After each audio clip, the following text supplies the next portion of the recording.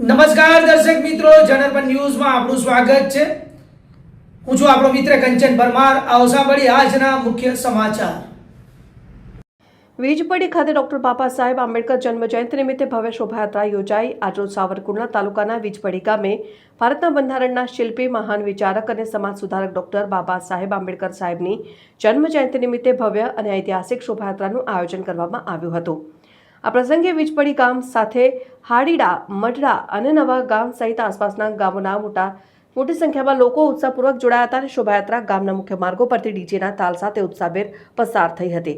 સમગ્ર માર્ગમાં ડોક્ટર આંબેડકર સાહેબના વિચારોને ઉજાગર કરતા સૂત્રોચ્ચાર, આકર્ષક બેનરો અને સુંદર ઝાંકીઓ દ્વારા સમાજમાં એકતા, સમાનતા, શિક્ષણ અને અધિકાર જાગૃતિના શક્તિશાળી સંદેશો પ્રસ્તાવવામાં આવ્યા હતા।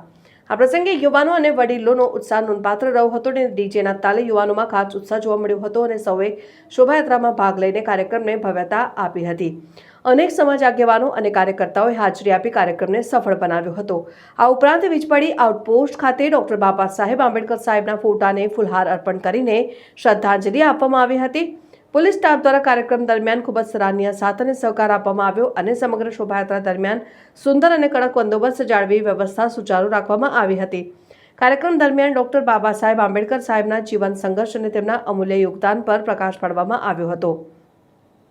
સાથે તેમના દર્શાવેલા માર્ગ પર ચાલવાની પ્રતિજ્ઞા લઈને સમાજમાં સમાનતા અને ન્યાયના મૂલ્યોને મજબૂત બનાવવાનો સંકલ્પ વ્યક્ત કરવામાં આવ્યો હતો। સમગ્ર કાર્યક્રમ શાંતિપૂર્ણ, વ્યવસ્થિત અને ઉમંગભેર વાતાવરણમાં સફળતાપૂર્વક પૂર્ણ થયો હતો।